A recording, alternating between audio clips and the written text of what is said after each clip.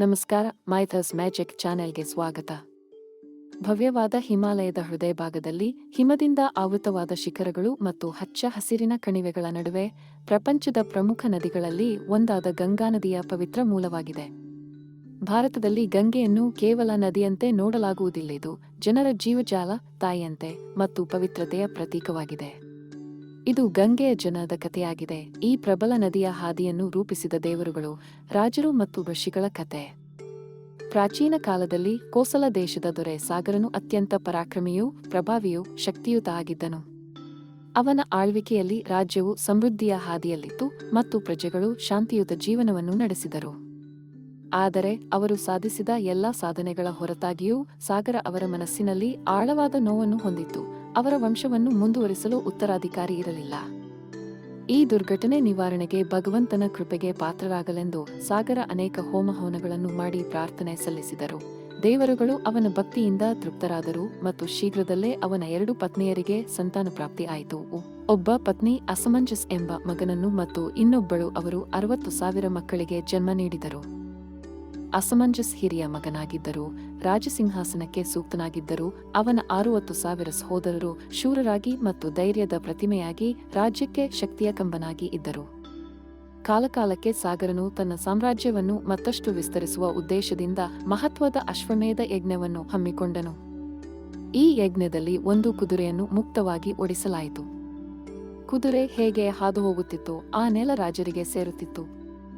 ಯಾರಾದರೂ ಆ ಕುದುರೆಯನ್ನು ಹಿಡಿಯುವುದಾದರೆ ಅದು ರಾಜನಿಗೆ ಸವಾಲು ಹಾಕುವಂತೆ ಇರುತ್ತಿತ್ತು. ಕುದುರೆಯನ್ನು ಬಿಡುಗಡೆ ಮಾಡಲಾಯಿತು ಮತ್ತು ಸಾಗರನ 60,000 ಪುತ್ರರ ನೇತೃತ್ವದಲ್ಲಿ ಸೈನ್ಯವು ಕುದುರೆಯ ಹಿಂದೆ ಸಾಗಿತು. ಸಾಗರನ ಪರಾಕ್ರಮಕ್ಕೆ ಸವಾಲೆಸೆಯಲು ಯಾವ ರಾಜ್ಯವೂ ಧೈರ್ಯ ಮಾಡದ ಕಾರಣ ಅವನ ಪ್ರಯಾಣವು ಅಡೆತಡೆಯಿಲ್ಲದೆ ಸಾಗಿತು. ಆದರೆ ಒಂದು ದಿನ ಆ ಕುದುರೆ ಆಕಸ್ಮಿಕವಾಗಿ ಕಣ್ಮರೆಯಾಯಿತು. 60,000 ಮಕ್ಕಳು ಕೋಪಗೊಂಡರು ಮತ್ತು ಭೂಮಿಯಾದ್ಯಂತ ಪರ್ವತಗಳು, ಕಾಡುಗಳು, ನದಿಗಳು ಮತ್ತು ಮರುಭೂಮಿಗಳಲ್ಲಿ ಹುಡುಕಲು ಪ್ರಾರಂಭಿಸಿದರು. ಕೊನೆಗೆ ಅವನು ಪಾತಾಳಲೋಕವನ್ನು ತಲುಪಿದನು ಮತ್ತು ಧ್ಯಾನಸ್ಥ ಋಷಿ ಕಪಿಲ ಕಟ್ಟಿದ ಕುದುರೆಯನ್ನು ಕಂಡುಕೊಂಡನು. 60,000 ಮಕ್ಕಳು ಕೋಪಗೊಂಡರು ಮತ್ತು ಕುದುರೆಯನ್ನು ಕದ್ದಿದ್ದಾನೆಂದು ಆರೋಪಿಸಿ ಕಪಿಲ ಋಷಿಯ ಮೇಲೆ ಆಕ್ರಮಣ ಮಾಡಿದರು. ಶಕ್ತಿಯುತ ತಪಸ್ವಿ ಕಪಿಲ ಋಷಿಯು ಕೋಪದಿಂದ ಕಣ್ಣು ತೆರೆದಾಗ ಆ 60,000 ಜನರು ಕೇವಲ ಒಂದು ನೋಟದಿಂದ ಭಸ್ಮವಾದರು. ತನ್ನ ಮಕ್ಕಳು ಈ ಪರಿಸ್ಥಿತಿ ಕಂಡು ಸಾಗರನಿಗೆ ಆಘಾತವನ್ನುಂಟು ಮಾಡಿತು. ತನ್ನ ಮಕ್ಕಳ ಆತ್ಮಗಳಿಗೆ ಶಾಂತಿಯನ್ನು ತಲುಪಿಸಲು ದೇವರು ಮತ್ತು ಋಷಿಗಳಿಗೆ ಸಹಾಯ ಕೋರಿದನು.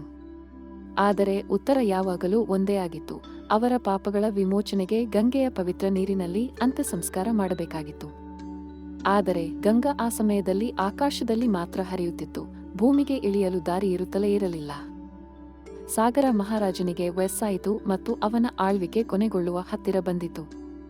ತನ್ನ ಮಕ್ಕಳಿಗೆ ಪರಿಹಾರವನ್ನು ಕಂಡುಕೊಳ್ಳುವ ಅವನ ಏಕೈಕ ಭರವಸೆ ಅವನ ವಂಶಸ್ಥರ ಮೇಲೆ ನಿಂತಿದೆ. ಅವನು ಕೊನೆಯುಸಿರೆಳೆಯುವ ಮೊದಲು ಸಾಗರನು ತನ್ನ ಮೊಮ್ಮಗ ಅಂಶುಮಾನನಿಗೆ ಈ ಪವಿತ್ರ ಕರ್ತವ್ಯವನ್ನು ವಹಿಸಿದನು. ಮುಂದಿನ ರಾಜರುಗಳಾದ ಅಂಶುಮಂತ ಹಾಗೂ ಅವನ ಪುತ್ರ ದಿಲೀಪನ ಪೀಳಿಗೆಯಲ್ಲಿಯೂ ದೇವಗಂಗೆಯ ವಿಚಾರದಲ್ಲಿ ಯಾವುದೇ ಸಾಧನೆ ಮಾಡಲು ಆಗಲಿಲ್ಲ. ದಿಲೀಪನ ಮಗನಾದ ಭಾಗೀರಥನು ಜನ್ಮ ತಾಳಿದನು. ಮುಂದಿನ ಕೋಸಲ ದೇಶದ ಭಗೀರಥ ರಾಜನು ಬ್ರಹ್ಮದೇವನನ್ನು ಕುರಿತು ಘೋರ ತಪಸ್ಸನ್ನು ಆಚರಿಸಿದನು. ಬ್ರಹ್ಮನು ಪ್ರಸನ್ನನಾಗಿ ಗಂಗೆಯನ್ನು ಕಳುಹಿಸಿ ಕೊಡುತ್ತೇನೆ, ಆದರೆ ಗಂಗೆಯ ರಭಸಕ್ಕೆ ಭೂಮಂಡಲವೇ ನಾಶವಾಗುತ್ತದೆ. ಅವಳ ರಭಸವನ್ನು ತಡೆಯಲು ಪರಶಿವನಿಗೆ ಮಾತ್ರ ಸಾಧ್ಯ. ಆದ್ದರಿಂದ ಈಶ್ವರನ ಮನವೊಲಿಸು, ಆನಂತರದಲ್ಲಿ ಗಂಗೆಯನ್ನು ಕಳುಹಿಸುವೆ ಎಂದರು. ಭಗೀರಥನು ಏಕಾಗ್ರಚಿತ್ತನಾಗಿ ತಪಸ್ಸು ಆಚರಿಸಿದನು. ಅದರ ಫಲವಾಗಿ ಈಶ್ವರನು ಗಂಗೆಯ ರಭಸವನ್ನು ತನ್ನ ಜಟೆಯಲ್ಲಿ ಕಟ್ಟಿಹಾಕಿ ಶಾಂತಳಾದ ನಂತರದಲ್ಲಿ ಭಗೀರಥನನ್ನು ಹಿಂಬಾಲಿಸುವಂತೆ ಆದೇಶಿಸಿ ಗಂಗೆಯನ್ನು ಭುವಿಗೆ ಬಿಟ್ಟನು. ಭಗೀರಥ ಜನು ಋಷಿಗಳ ಆಶ್ರಮವನ್ನು ಪ್ರವೇಶಿಸಿದಂತೆಯೇ ಗಂಗೆಯೂ ಸಹ ಪ್ರವೇಶಿಸಿದಳು. ಆದರೆ ಪ್ರವಾಹದ ಪರಿಸ್ಥಿತಿ ಎದುರಾದ ನಿಮಿತ್ತವಾಗಿ ಮಹರ್ಷಿಯು ಗಂಗೆಯನ್ನು ಕುಡಿದುಬಿಟ್ಟರು. ಭಗೀರಥನು ಜನ್ನುಮುನಿಯಲ್ಲಿ ಪ್ರಾರ್ಥಿಸಿದನು. ಭಗೀರಥನ ಪ್ರಾರ್ಥನೆ, ನಮ್ರತೆ ಮತ್ತು ಉದ್ದೇಶವನ್ನು ತಿಳಿದ ಋಷಿಗಳು ಗಂಗೆಯನ್ನು ತಮ್ಮ ಕಿವಿಯಿಂದ ಹೊರಬಿಟ್ಟರು. ಆದ್ದರಿಂದ ಗಂಗೆಗೆ ಜಾಹ್ನವಿ ಎಂದು ಹೆಸರು ಬಂದಿದೆ. ಭಗೀರಥನು ಪಾತಾಳ ಸೇರಿ ಅಲ್ಲಿದ್ದ ಭಸ್ಮರಾಶಿಯ ಮುಂದೆ ನಿಂತು, ಆ ತಾಯಿ ಗಂಗೆ, ನನ್ನ ಪೂರ್ವಿಕರು ಸುಟ್ಟು ಬೂದಿಯಾಗಿದ್ದಾರೆ. ಈ ಭಸ್ಮರಾಶಿಯ ಮೇಲೆ ಪ್ರವಹಿಸಿ ಅವರ ಆತ್ಮಗಳಿಗೆ ಮೋಕ್ಷ ಕೊಡುವೆ ಎಂದು ಪ್ರಾರ್ಥಿಸಿದನು.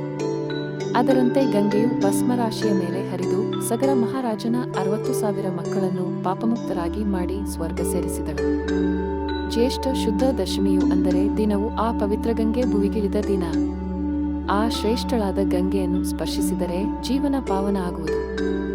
ಗಂಗಾ ಸ್ನಾನದಿಂದ ಮಾಡಿದ ಪಾಪಗಳು ನಾಶವಾಗುತ್ತದೆ ಮತ್ತು ಗಂಗಾ ತಟದಲ್ಲಿ ಪಿತೃಯಜ್ಞವನ್ನು ಮಾಡಿದರೆ ಪಿತೃವರ್ಗಕ್ಕೆ ಸದ್ಗತಿ ಹೊಂದುತ್ತದೆ ಎಂಬ ಹಿಂದೂ ಧರ್ಮದ ನಂಬಿಕೆಗೆ ಭಗೀರಥನ ಪ್ರಯತ್ನ ಪ್ರತ್ಯಕ್ಷ ಸಾಕ್ಷಿಯಾಗಿದೆ. ಪರಮ ಪವಿತ್ರಳಾದ ಗಂಗೆಯನ್ನು ಪೂಜಿಸೋಣ. ಅಂತೂ ಗಂಗೆಯ ಭುವಿಗೆ ಆಗಮನವೊಂದು ಕೇವಲ ನದಿಯ ಕಥೆಯಲ್ಲ, ಅದು ದಿವ್ಯ ತ್ಯಾಗ, ಧೈರ್ಯ ಮತ್ತು ಅಡಿಗಣನ ತಪಸ್ಸಿನ ಪ್ರೇರಣೆಯ ಕಥೆ. ಭಗೀರಥನ ಮಾದರಿಯಂತೆ ನಮ್ಮ ಬದುಕಿನಲ್ಲಿ ನಾವು ನಡೆಸುವ ಪ್ರಯತ್ನಗಳು ಮಾತ್ರವಲ್ಲದೆ ಅದರ ಹಿಂದೆ ಇರುವ ಧೈರ್ಯ, ಶ್ರದ್ಧೆ ಮತ್ತು ದೃಢ ಸಂಕಲ್ಪವು ಯಶಸ್ಸಿಗೆ ದಾರಿ ಮಾಡುತ್ತದೆ. ಗಂಗೆಯ ಈ ಪವಿತ್ರ ಕಥೆ ನಮಗೆ ನಂಬಿಕೆಯ ಮತ್ತು ಆತ್ಮಶುದ್ಧಿಯ ಸಂದೇಶವನ್ನು ನೀಡುತ್ತದೆ.